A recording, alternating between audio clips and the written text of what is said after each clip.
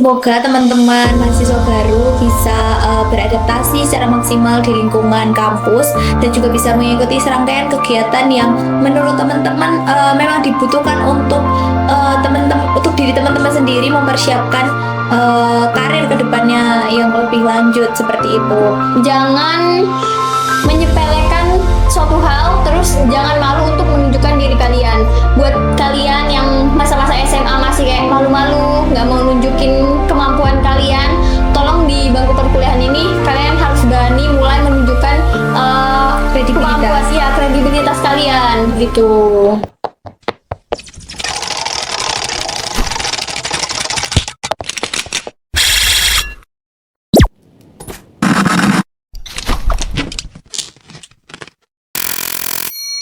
Halo Sobat Himepa, selamat datang di Himepa Podcast, ruang ngobrolnya anak EP. Nah, buat kalian nih calon mahasiswa baru, pasti kalian bertanya-tanya kan, setelah lolos, kalian akan ngapain? Ada apa setelah ini? PKKMB atau apa? PKKMB, seru nggak sih PKKMB itu? Nah, di episode pertama ini kita akan bahas kupas tuntas semuanya. Ngomongin tentang itu, aku nggak sendirian dong pastinya, ditemani dengan dua narasumber cantik, yaitu yang akan kita lihat nanti. Nah, ini dia guys, dua narasumber keren kita yang akan memberitahu kita tentang hal-hal apa yang akan kita lakukan selama menjadi mahasiswa baru nih. Bisa diperkenalkan Kak namanya? Oke, halo teman-teman semua. Perkenalkan, aku Dela Ayu Anggraini. Di sini aku sebagai Kepala Bidang Hubungan Masyarakat di Himpunan Mahasiswa Ekonomi Pembangunan 2025.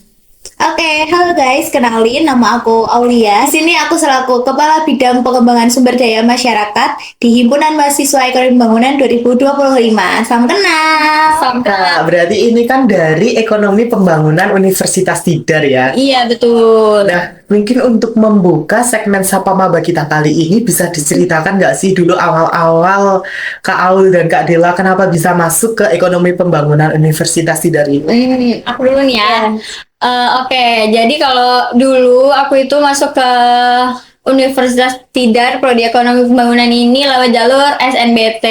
Kenapa aku memilih ekonomi pembangunan? Karena emang minat aku tuh dari dulu pengen masuk ekonomi gitu lah. Pokoknya apapun yang ada ekonominya. Terus dari dulu juga cita-cita aku tuh juga emang pengen punya gelar SE gitu. Oke, mungkin kalau dari aku sendiri ya, aku sendiri itu masuk di EP Universitas Tidar ini lewat jalur mandiri. Jadi aku ambil jalur SMUT pada waktu itu dan kenapa kok incerannya adalah prodi EP? Awalnya tuh iseng-iseng aja sih Kak, kayak karena kan aku lihat apa namanya itu passing grade dan lain sebagainya itu. Terus habis itu kayak itu kan aku udah kayak jalur terakhir ya mandiri gitu, kayak apa ya kira-kira prodi apa yang kira-kira bisa aku ambil di Universitas Tidar gitu. Terus setelah aku melakukan beberapa pertimbangan, nah jatuhlah pilihanku ini di prodi EP seperti itu dan ternyata setelah menjalaninya pun kayak ternyata aku bisa ya di sini bisa menyesuaikan dengan kultur prodi dan juga segala matkul yang ada seperti itu. Nah, itu guys. Nah, untuk awal-awal kuliah nih, biasanya kita itu akan dihadapkan dengan apa sih? Apakah ada kayak proses pengenalan gitu? Kalau waktu SMA gitu kan ada MPLS. Oh, Nah, iya. kalau untuk di kuliah ini kita ada acara apa gitu nggak sih Kak? Ada dong, iya dong, pastinya ada kegiatan untuk itu semua. Jadi awal mula kegiatannya itu adalah PKKMB. Panjangannya itu adalah pengenalan kehidupan kampus bagi mahasiswa baru seperti itu, Rangga. Oke, bisa diceritain nggak sih PKKMB itu apa? Dijelaskan gitu kepada calon-calon mahasiswa baru yang mungkin belum tahu gitu apa sih itu PKKMB? Oke, jadi teman-teman PKKMB itu merupakan program pengenalan lingkungan kampus untuk mahasiswa baru seperti itu. Jadi nanti di situ isinya adalah penugasan-penugasan yang mungkin itu bakalan membawa kalian untuk menuju perkuliahan. Juga nanti di situ adanya kegiatan yang bisa membangun bonding kalian sama teman-teman, kakak tingkat maupun dosen-dosen yang ada. Terus juga di situ merupakan sesi pengenalan utama kepada mahasiswa baru terkait lingkungan kampus, kultur kampus dan juga kegiatan-kegiatan sebagai mahasiswa seperti itu, Rangga. Oke, kalau dari PKKMB sendiri nih, tujuan utamanya dari diadakan hal itu tuh buat apa gitu ya? Nah, tujuan utama diadakannya PKKMB itu tentunya untuk mengenalkan kepada mahasiswa baru terkait dengan kehidupan kampus, lingkungan kampus, kultur sebagai mahasiswa, dan juga kultur yang ada di kampus tadi. Dan PKKMB ini, Rangga, itu tuh ada beberapa rangkaiannya. Ada PKKMB Univ, ada PKKMB Fakultas, dan juga ada PKKMB Prodi. Nah, itu nanti tergantung menyesuaikan dengan kriteria PKKMB yang sudah dibentuk oleh masing-masing tingkat seperti itu. Oke, wah berarti bermanfaat banget ya PKKMB itu. Nah, ngomong-ngomong tentang PKKMB nih, gimana sih kesan pesan kalian? Kalian pasti pernah melakukan PKKMB dong? Iya dong. Iya kan? Iya. Nah, kesan pesan dari kalian waktu PKKMB itu gimana gitu waktu PKKMB dulu? Apa yang kalian dapetin? Apakah kalian dapet teman baru atau gimana gitu? Rasanya gimana nih? Bahkan awal kita kenal juga waktu PKKMB ya, Jen. Oh, Betul, iya. kita pertama kali kenal di PKKMB. Oke, jadi kalau dari aku sendiri nih ya, kesan pesan aku soal PKKMB, aku sih ngerasanya dulu seru banget ya, menurutku seru banget karena aku tuh dari awal emang aku jujur aja orangnya ekstrovert banget ya, jadi punya semangat yang lebih untuk dapat teman-teman baru, buat kenalan. Aku tuh bener-bener yang sukanya tuh suka banget gitu loh.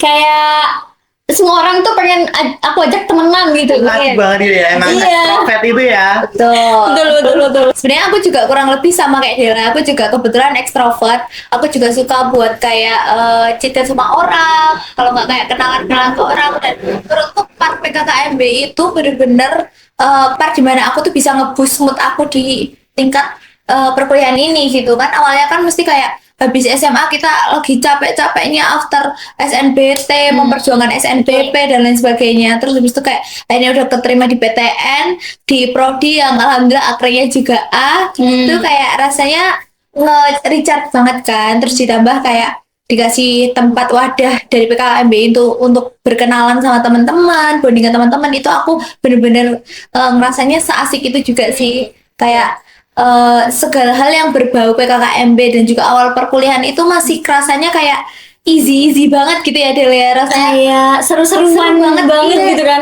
Isinya main, nongkrong, bahas tugasnya tuh masih yang ya tugas-tugas ringan lah gitu. Ya asik banget ya PKKMB-nya. Emang dulu tuh waktu PKKMB tuh kalian tuh ngapain aja gitu kok bisa kayaknya seasik itu? Apa aja yang kalian lakukan waktu PKKMB itu?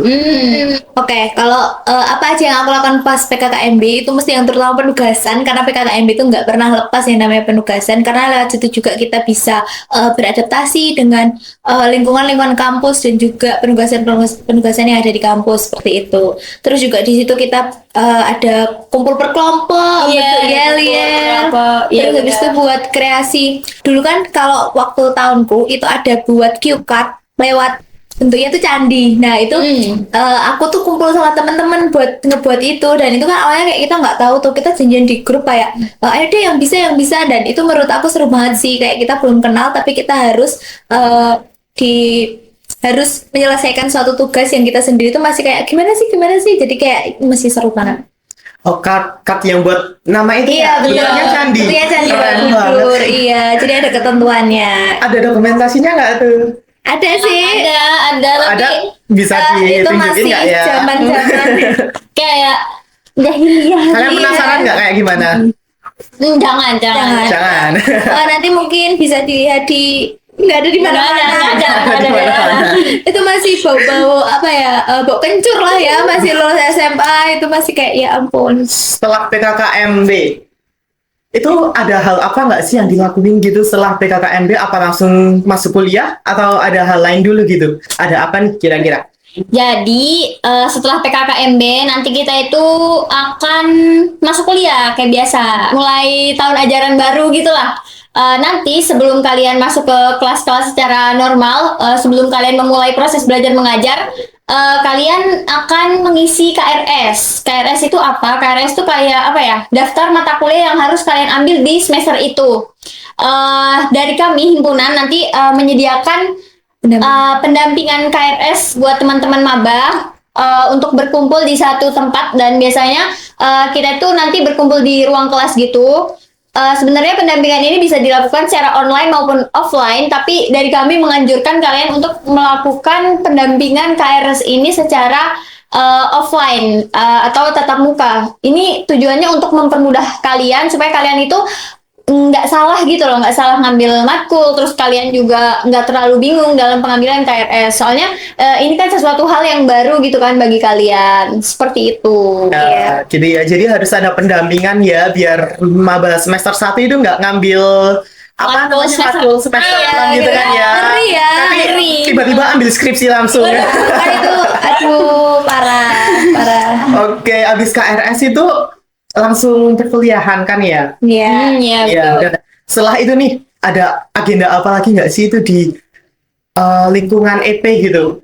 Iya enggak, sebelumnya setelah pendampingan KRS, teman-teman mahasiswa baru akan melakukan perkuliahan seperti normalnya itu kurang lebih 1 bulan. Nah, dalam jeda PKKMB ke 1 bulan ke depan itu nanti bakal ada namanya kegiatan LKMM. Untuk kepanjangannya sendiri dari LKMM itu adalah latihan kepemimpinan manajemen mahasiswa pradasar. Jadi nanti LKMM sendiri itu juga ada tingkat-tingkatannya. Kalau untuk maba itu nanti ada LKMM PD atau pradasar, lalu ada LKMM TD, ada LKMM TM, dan LKMM TL. Nah, biasanya untuk para maba itu nanti bakal dianjurkan untuk mengikuti yang LKMM pradasar terlebih dahulu. Oke, jadi setelah jeda PKKMB itu 1 bulanan itu bakal ada LKMM PD ya. Iya. Nah, kegiatan LKMM itu seperti apa sih? Terus tujuannya tuh apa gitu diadanya LKMM? Oke, jadi untuk LKM sendiri nanti bakal diselenggarain selama 2 hari. Untuk hari pertama itu nanti isinya adalah Gambarannya tuh kayak seminar gitu. ya, gambarannya tuh kayak acara seminar gitu. Nanti bakal ada pemateri-pemateri yang sangat luar biasa yang sudah dipersiapkan oleh kami selaku panitia, yaitu dari HIMEPA.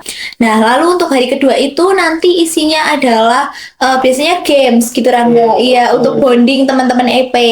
Nah, kan kalau melalui PKKMB itu kan mungkin jangkauannya lebih luas kan. Nah, belum kayak bener-bener especially EP gitu. Nah, mungkin dari LKMM itu juga nanti bisa menciptakan bonding dari situ. Terus juga outputnya, tujuannya untuk LKMM ini adalah menciptakan mahasiswa yang lebih adaptif dan juga menyediakan wadah bagi mahasiswa untuk dapat memanajemen terkait dengan karir sama perkuliahannya, seperti itu, Rangga. Wah, berarti LKMM ini memiliki banyak banget benefit ya kalau kita melakukan LKMM itu. Nah, tadi tuh aku sempat dengar-dengar nih, kesinggung dikit nih tentang HIMEPA. HIMEPA tuh apa? Ya, belum di disclaimer ya. Iya, belum dijelasin ya tadi ya.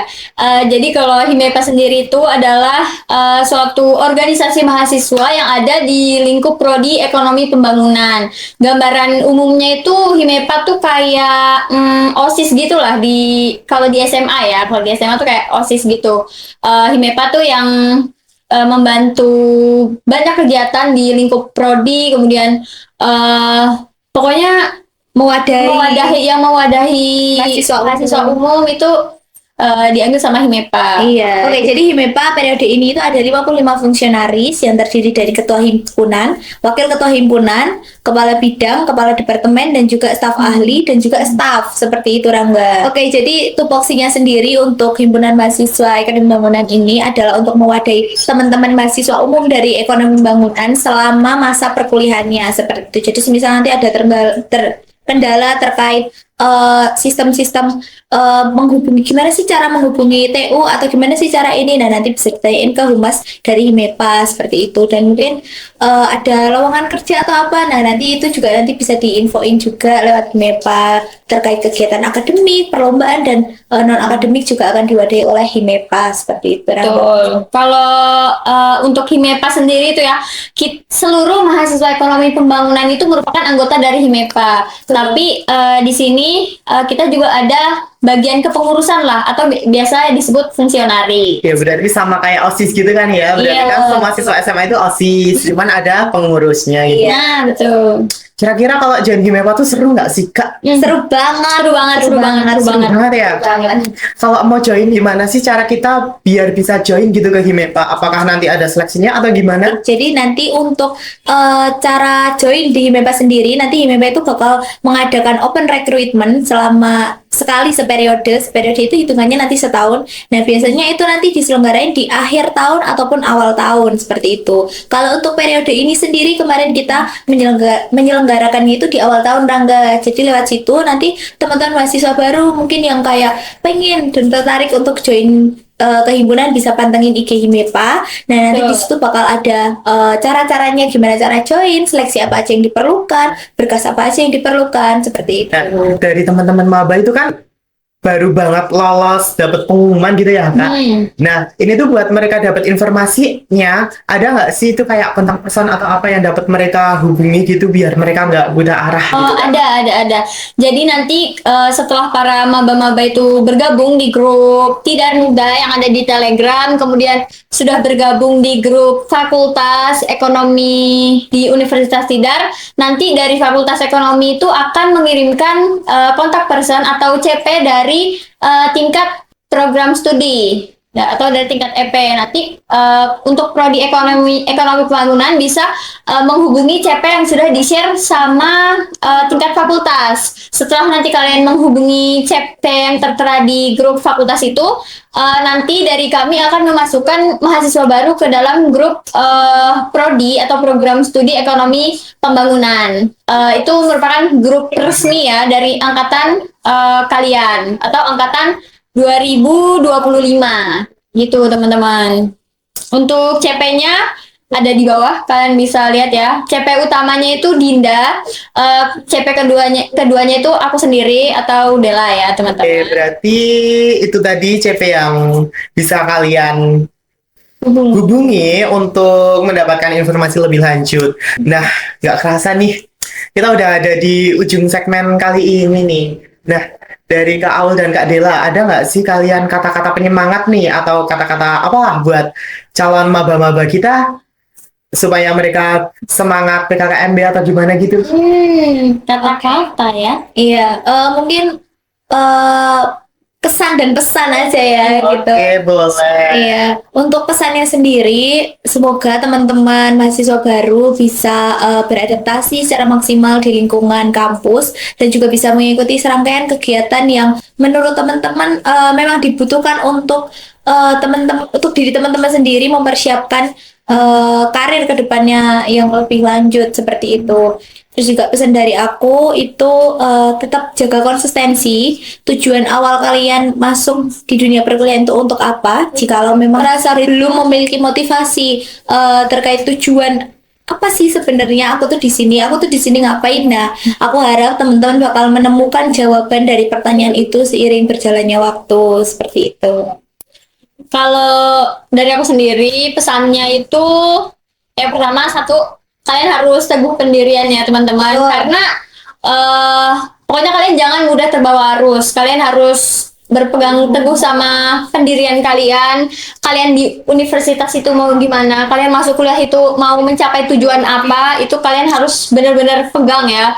Terus yang kedua, jangan menyepelekan suatu hal, terus jangan malu untuk menunjukkan diri kalian.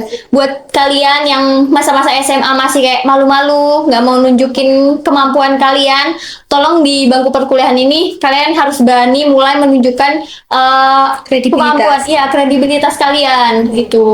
Betul, soalnya kalau dibilang IPK penting, IPK itu penting. Cuman ada beberapa hal yang mungkin bisa kalian setarakan antara akademik dan juga soft skill seperti itu.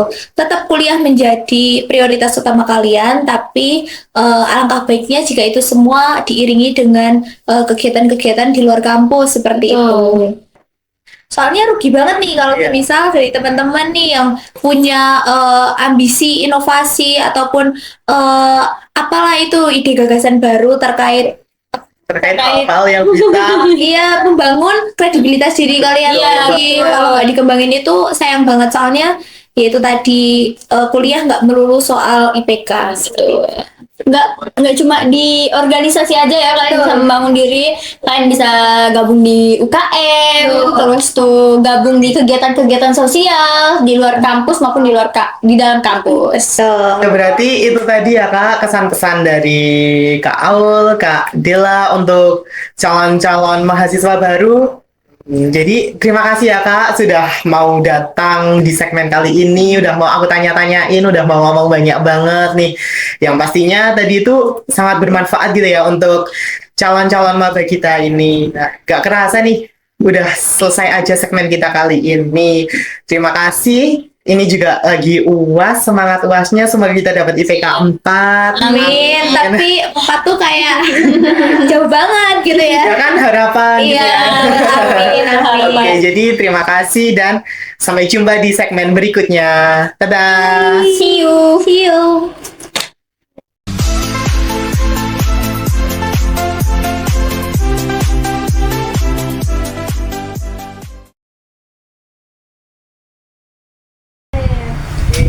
Cilor. Ayo cilor. Ini Cilor Mbak Dela sama aku. Iya nih. Yang akan membawa kita. Bawa kita kemana? Lombok kan?